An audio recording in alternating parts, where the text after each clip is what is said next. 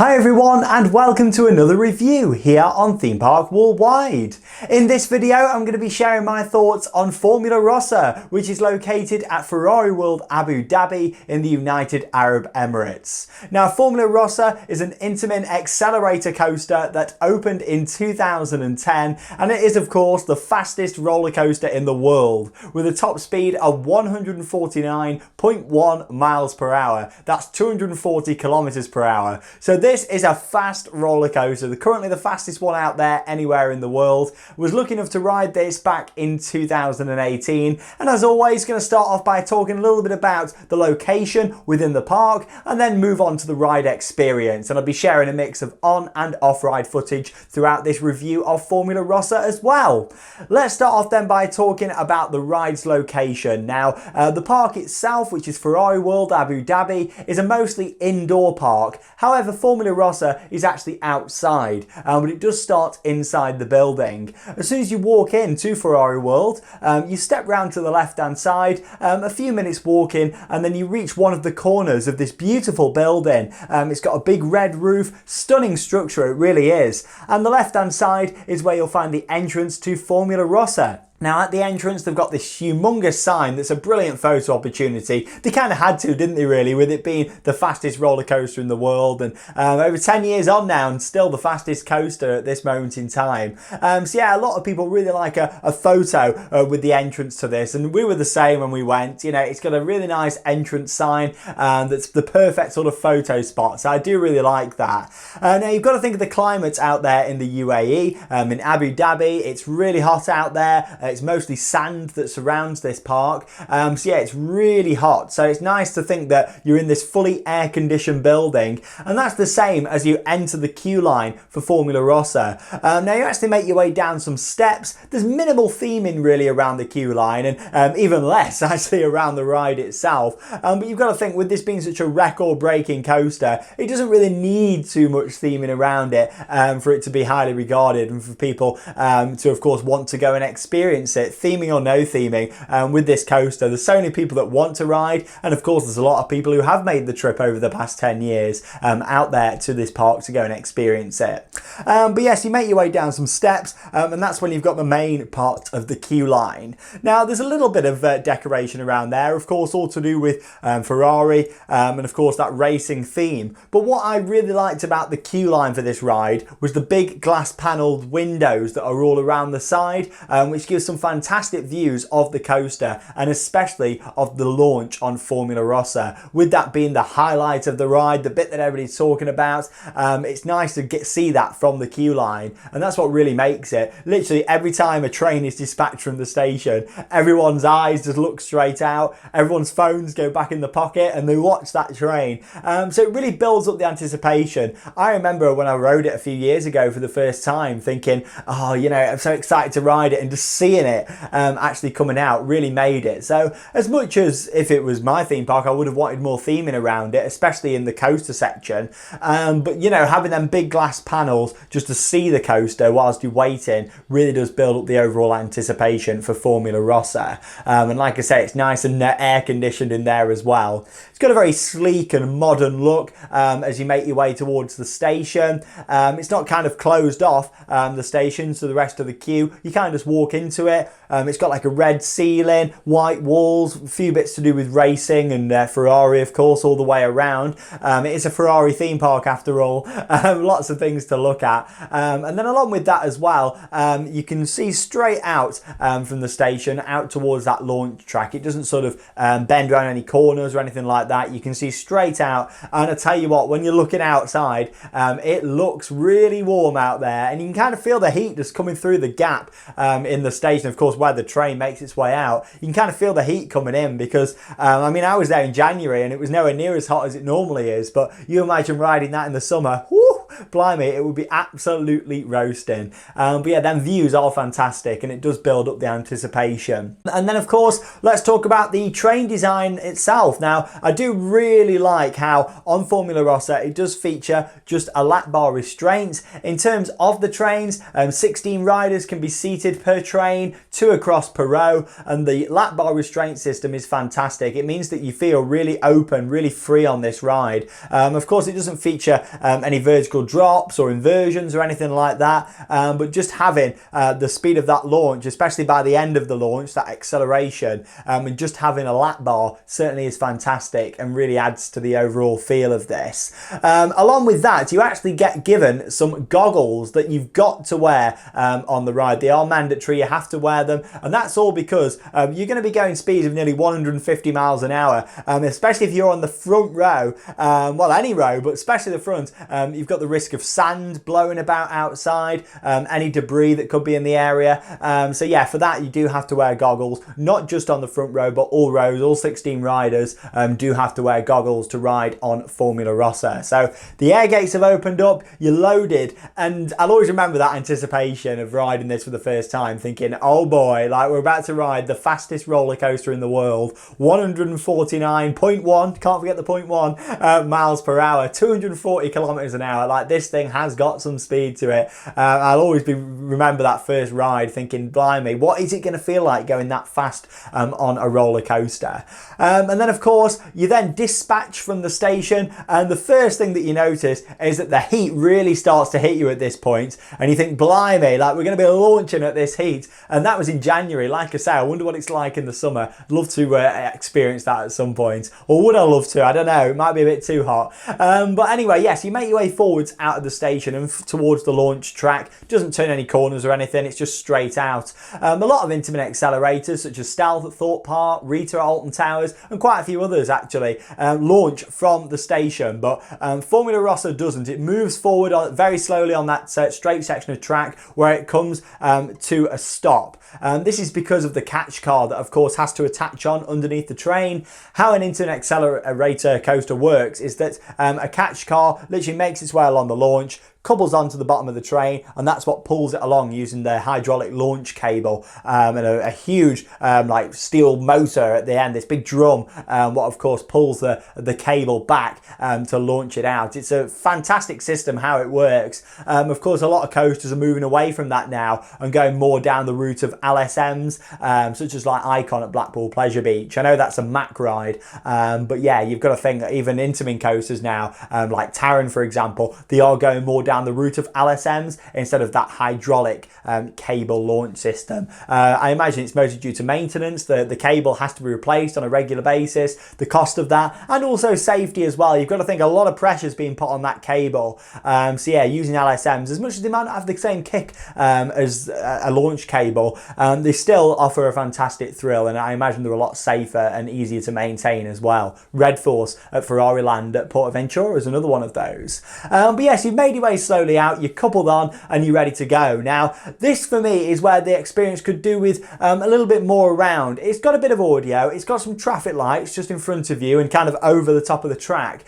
But yeah, you're just looking out down at sand. It would have been nice if they could have done a bit more landscape, and especially when you're waiting to launch. It's a little bit bland out there, I'll be honest, because you just see the sides of the building, this red roof, which is stunning from above, but obviously you're not seeing it from above, are you really? You're down on this coaster on the track next to it.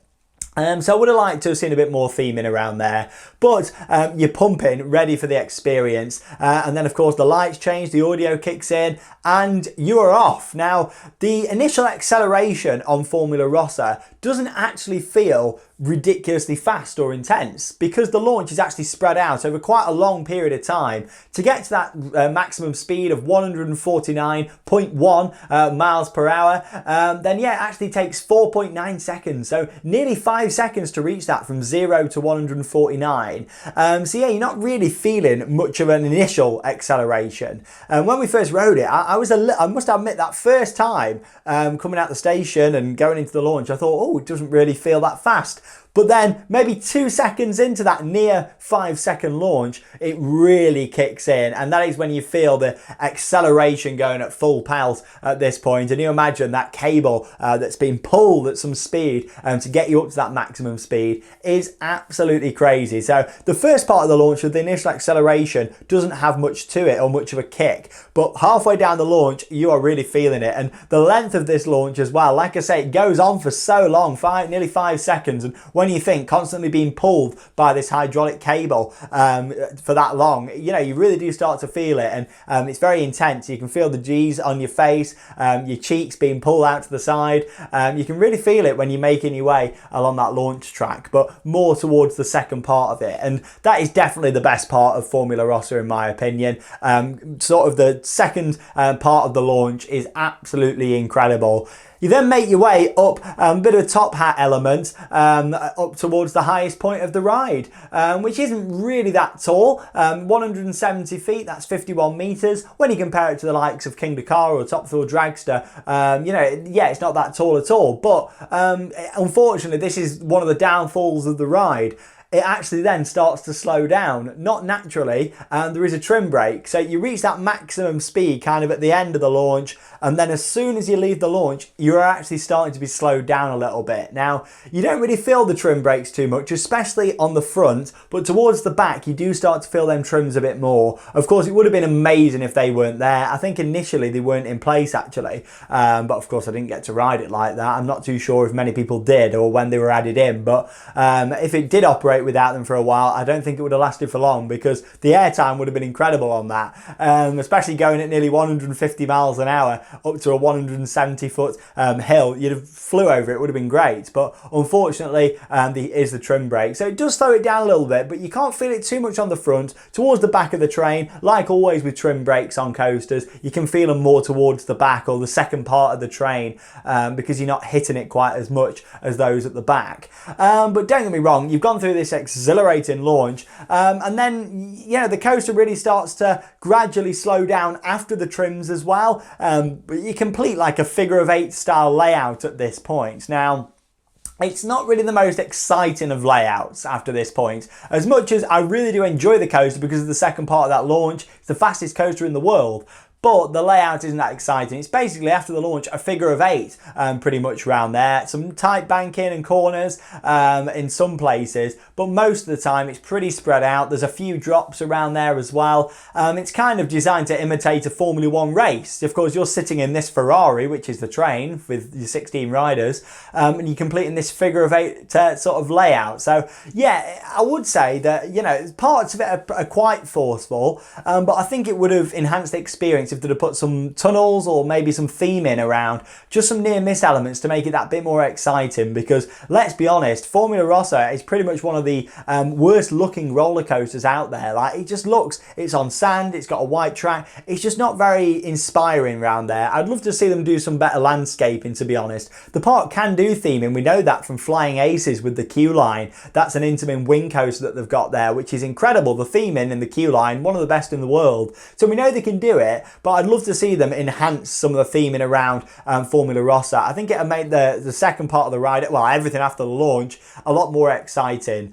But it does keep the speed for them first couple of corners, and then you really start to feel it slowing down before you come to the end of the figure of 8 and making your way into 2 airtime hills, which you did get quite a bit of airtime, especially on the first one, because it still got quite a bit of the momentum. The second one, not as much, but you still got some. Again, on the front row, really was the place to ride it. And then you made your way onto a 3rd airtime hill, but on this one, that's where the brakes kicked in. Of course, the magnetic brake system. Intamin like doing that on a hill, don't they, on a slope. Look at Stealth at Thorpe Park, pretty similar to that, how it comes onto the brakes there on that 3rd airtime hill. And then after that, the train banks round to the left and makes its way back into the station. So yeah, there's not really that much to it in terms of the layout. It is actually still one of the longest steel roller coasters in the world. I believe it's the 6th longest steel coaster out there in the world. So you know, it's still up there in the top 10 longest, but that doesn't necessarily mean that it's an absolutely incredible ride. ride. Now,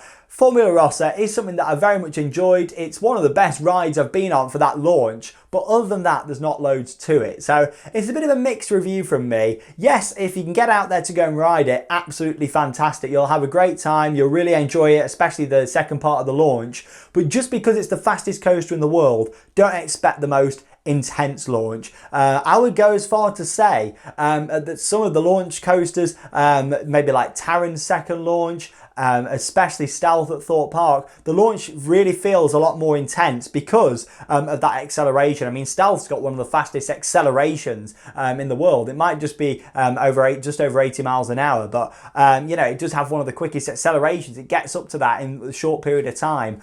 With this, it takes that nearly 5 seconds, 4.9 seconds to reach that top speed of 149.1 miles an hour. Don't forget the 0.1, very important. So yeah, you've got to think about that. Really, you know, that initial acceleration isn't much, but then by halfway down the launch, it's fantastic. But it depends really. If you're rating this ride on basically 2.5 seconds, that is the part of the ride. The rest of it's nothing spectacular, but that 2.5 seconds really makes it. So there you go. They're my thoughts on the ride experience. Like I say, I think with some more tunnels around the layout, some theming, it could be improved. It could be made even better. I'd like to think that the park might do that at some point in the future, but you've got to think that, you know, they're not exactly going to struggle for people to ride it because it's iconic. It's known all over the world. Formula Rossa, it's been the case for over 10 years now. It opened in 2010 and they've got bigger priorities on the hand, like finally getting that Dynamic Attractions SFX coaster open, because that was under construction when we was there in 2018 and it's still not open. So I think they got bigger priorities, but overall I think it's a really good ride. Is it my favourite launch coaster out there? Nowhere near. I much prefer Top Thrill Dragster and King of Cars launches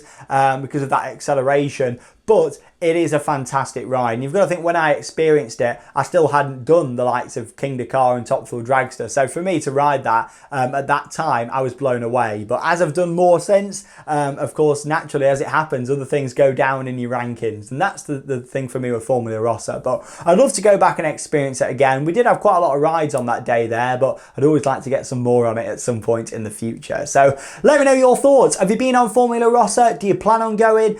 Do you enjoy the ride? Do you think it's poor? Or are you with me thinking, you know what, it's a good ride, but it's nothing to shout about other than that second part of the launch? I would love to know your thoughts. So as always, let me know down below in the video comments. Make sure you check out all of our other reviews here on the channel. There's new review videos coming every week, and also a brand new video coming to the channel every single day. Lots of new content so far in 2021 for all of you to enjoy. So I'm Sean Sandbrook. Thanks for joining me here on Theme Park Worldwide, and that leaves me one final thing to say. If you can, if you're in a country where you can, get out there and keep on riding. See you soon.